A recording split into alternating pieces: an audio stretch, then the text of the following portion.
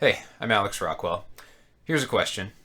How do you write a good melody? That's not an easy question to answer. You might think the best way is to feel around until you find something that sounds good to you, but that's not exactly constructive advice. I would answer that question similarly to how I would answer the question, how do you write a good chord progression? To write a chord progression that makes sense, is interesting, and sounds good and compelling, it helps a lot to have a firm understanding of chord function. Like knowing the differences between tonic functioning chords, dominant functioning chords, predominant functioning chords, as well as where they tend to be placed in a chord progression. Using this abstract mechanical understanding doesn't shove aside the emotional response a sequence of chords might elicit. The emotional response you might be aiming for is just as much a part of the equation. The same is true when composing a melody. Just like in chord progressions, there are musical devices used in basically all melodies that we can pick apart to understand the mechanics behind what elicits different emotional responses in the listener. And that understanding goes right in the toolkit. This is a really huge topic, and there's a lot of ways I could go with this, but I'm going to treat this video as a primer on various types of non-chord tones. What are non-chord tones? Usually in any kind of homophonic music, that's music in which there is a main melody and some kind of accompaniment that supports it, the melody will gravitate around chord tones. That is, the notes that are in the chords that are supporting the melody. If the melody is aiming for those notes, it'll sound like it fits. Non-chord tones are just the opposite. They're notes that are not part of the prevailing harmony. Most of the time, non-chord tones will be found within the key you're in, but they don't have to be. Chromatic non-chord tones are possible as well, and they're sort of their own subcategory. If a melody only consists of chord tones, it will sound fine. It won't sound wrong. It could sound really interesting, especially if the chord progression itself has a lot going for it.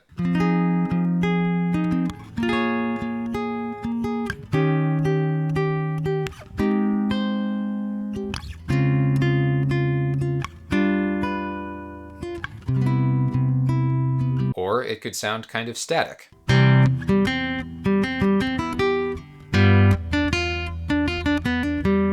There's nothing wrong with that. I would say it's very grounded, very direct. At times, you will certainly want that. But there's not a lot in the way of color. Non-chord tones are what you need to introduce some color and interest to a melody, but they're not just arbitrarily tossed around. The simplest type of non-chord tone is a passing tone. Part 1. Passing tones. A passing tone is simply a note that you step over between two chord tones. So if we have a simple snippet of a melody like this, that's nothing but chord tones, this is one way you might add passing tones. And they can be accented or unaccented. That was unaccented. Here's a different way where they are accented. It's a subtle difference, but there is a difference.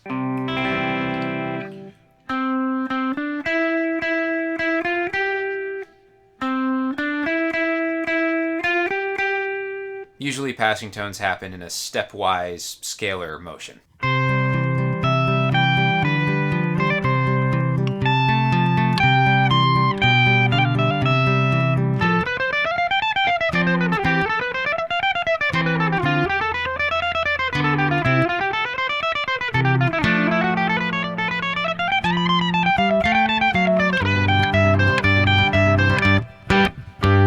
Part 2.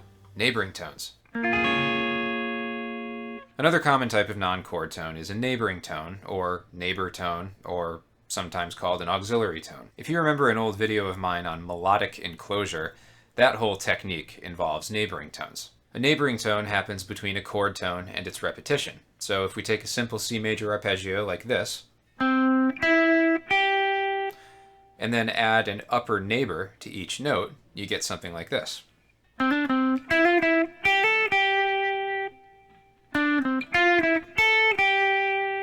So on each of those, I'm just going to the next note up in the C major scale, and then coming right back.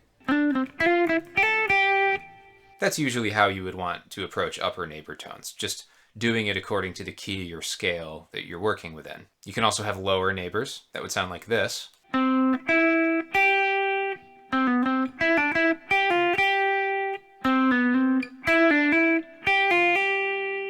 Again, that was according to the C major scale. But you can also have chromatic lower neighbors like this. That's like adding a leading tone to every note of the arpeggio. Little leading tones like that are a great way to point the listener's ear to important notes. And even though I'm introducing chromatic notes, within that you still hear the sound of a C major chord coming through, because I'm targeting chord tones. You can also mix neighboring tones by going above and below before coming back to the chord tone. Maybe something like this.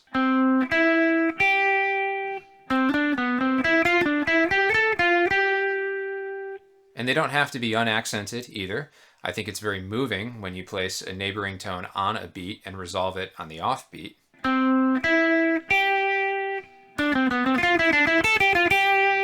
That's basically what melodic enclosure is. Part 3, escape tones. An escape tone has more specific criteria. It's approached by a step, but resolved by a skip or a leap, and it's unaccented. So if I step down from one chord tone, I could then leap up to the next highest chord tone, for instance. Or I could step up and then leap down.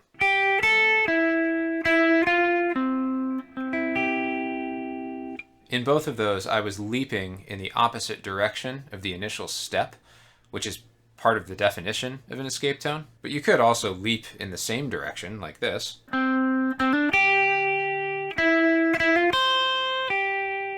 That sounds really good, but I'm not sure what you would label those non-chord tones. Not that it matters a ton, but an easy example of an escape tone in a real melody would be the very end of the Star-Spangled Banner.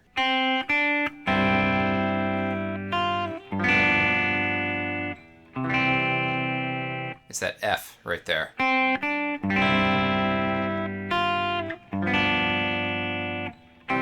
Step up, and then leap down. Part 4, free neighbor. A free neighbor is kind of the opposite of an escape tone. It's still unaccented, but it's approached by a leap and resolved by a step in the opposite direction, like this.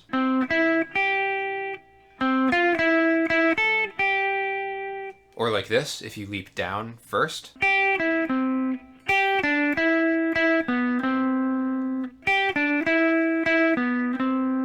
Or if you want to have the steps be all chromatic. Not much else to say, really. They're pretty similar to escape tones, but with a somewhat different effect. Part 5, appoggiaturas. An appoggiatura is similar to a free neighbor. It's usually approached by a leap and resolved by a step, except it's accented. They typically happen on the downbeat, and they're often sustained longer than the note they resolve to.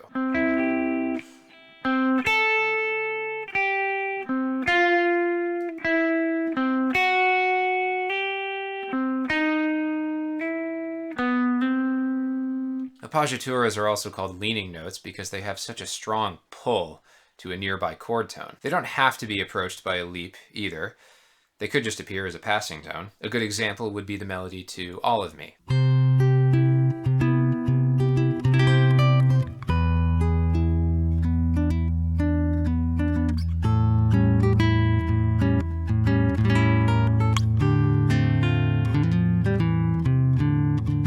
Right there on the D minor 7, you get a G that leans down to the F.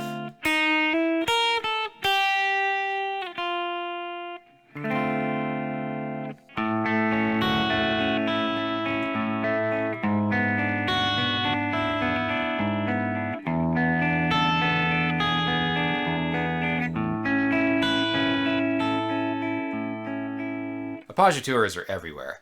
They carry a lot of expression in them. Very powerful, very easy to overuse. But I wouldn't be too shy. Part 6, anticipations. An anticipation is more or less what it sounds like. It anticipates a chord tone. These can really only happen across a chord change. You can't anticipate a chord tone in a chord you're already on. They're kind of a cliche in cadences.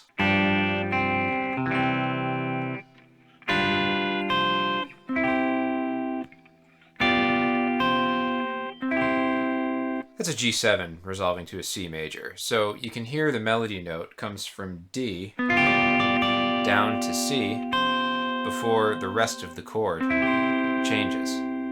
The melody resolves before the chord, which anticipates the change. It doesn't have to happen at cadences, though. It can happen anytime you change chords.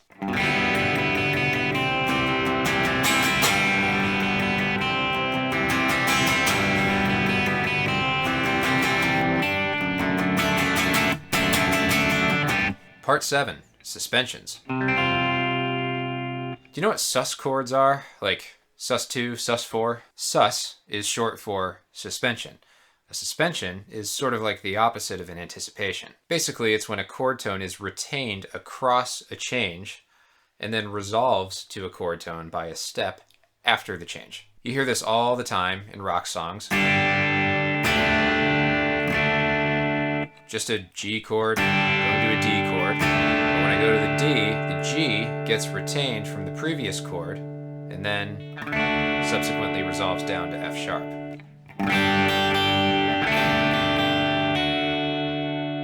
It gives the effect of being suspended in air. Or if I come from C to D like this. Now the E in the C major chord is held over and resolves up to the F sharp in the D major chord. Now most people seem to think that a sus chord is just a chord where the third is replaced by the second or fourth, hence sus2, sus4. And while it is true that the third is the absent note the vast majority of the time, it doesn't have to be. Like here's a G7 resolving to C where the D is suspended. In this case, I'm playing a full C major triad down here, third included, and I have a suspended ninth. You probably wouldn't call this a sus9 chord, but the ninth is resolving down to the eighth, which is just the root. If you want to be really pedantic about it, when we're talking about suspensions, the criteria is more that a chord tone is suspended across a change before it catches up to the rest of the harmony. As opposed to thinking like, here's a sus2 chord, listen to how cool it sounds. Which it does, don't get me wrong. Part 8, pedal tones. A pedal tone gets its name from the pipe organ. A common idiom in Baroque organ music is to put your foot down on the pedal for the dominant pitch of whatever key you're in and hold it for multiple bars while the harmony changes over the top of it. Like this little bit from Bach's Little Fugue in G minor.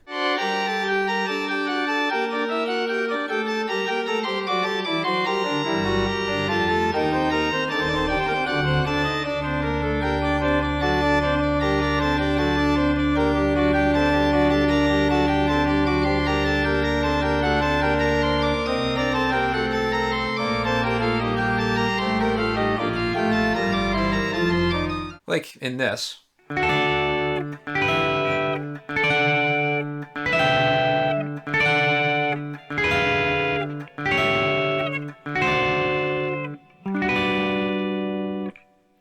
You've got all these changes happening over the top of the D. The D doesn't always match the chords above it, so at times it's a non-chord tone. Another good example would be the opening of Pinball Wizard by The Who.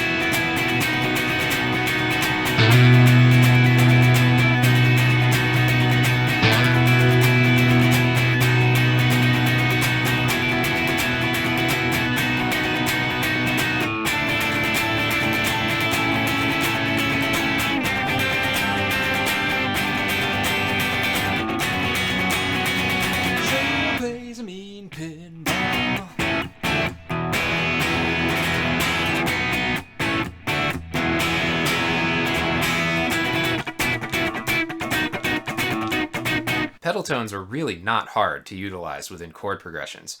They're a good way to get a sort of sameness in unity over a whole string of chords that might not otherwise share notes in common.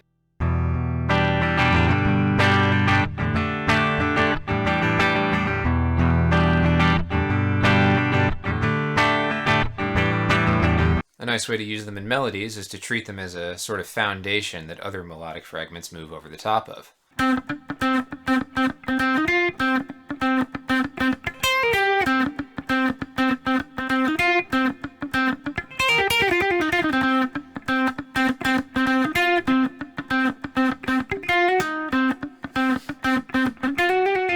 Pedal tones don't have to be down low either. They can happen in any register.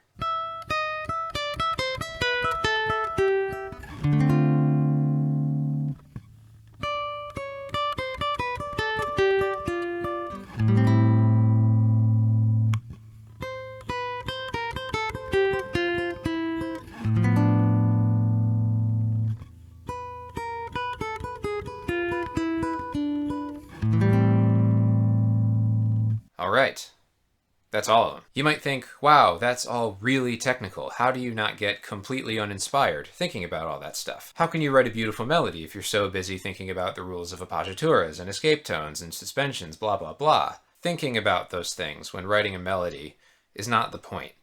You're going to use a lot of them by accident anyway. Most of the time, melodies are born from playing around and improvising. The challenge is to take those nuggets that you find when playing around and turn them into something complete and compelling. Understanding what all these different non-chord tones are and how they work gives you tools you can utilize to get to the finished product with less friction. Music isn't automatically more inspired if you wrote it by grasping at straws until you found something that you like the sound of. You can have tools. You can have a plan. You don't have to remember the names of all those non-chord tones. It doesn't hurt to know them, but more important is to remember what they sound like, the musical effect they give off, how they feel to you. Now, to give you an idea of how I might use these tools, I'm going to take the top 40 progression and write a little melody / solo over it from scratch. I'll do this in the key of G, so my progression will be G, D, E minor, C. First, I'm going to give myself an outline. For each chord, I'm going to pick a chord tone to target on the change. I want it to have some range, so I'm not going to keep all the notes really close together. I'm going to go with B, a big leap up to G, and down to E. That, on its own, has a bit of character, some identity. That's going to help when I fill in the spaces. Here's how it sounds with the chords.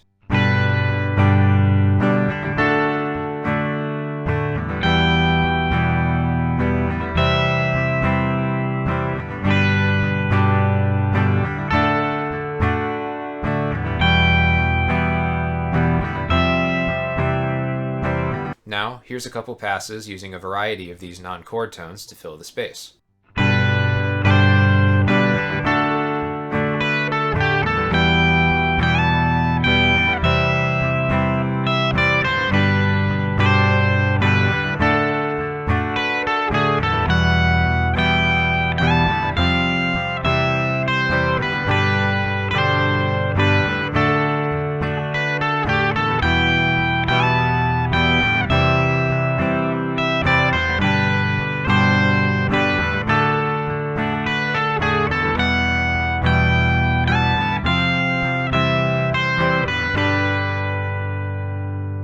That sounds good.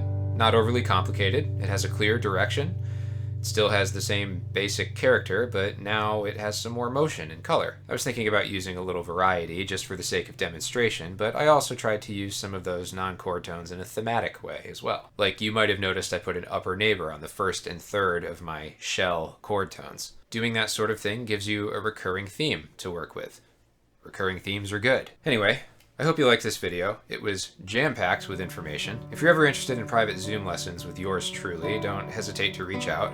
I work with a lot of people on deep dives into music theory, technique development, and just improving overall when you're stuck on the proverbial self-taught plateau. If you want to support the creation of future videos like this, a great way to do that is by purchasing some of my exercise books available in my store. Thanks for watching as always, and I'll see you in the next one.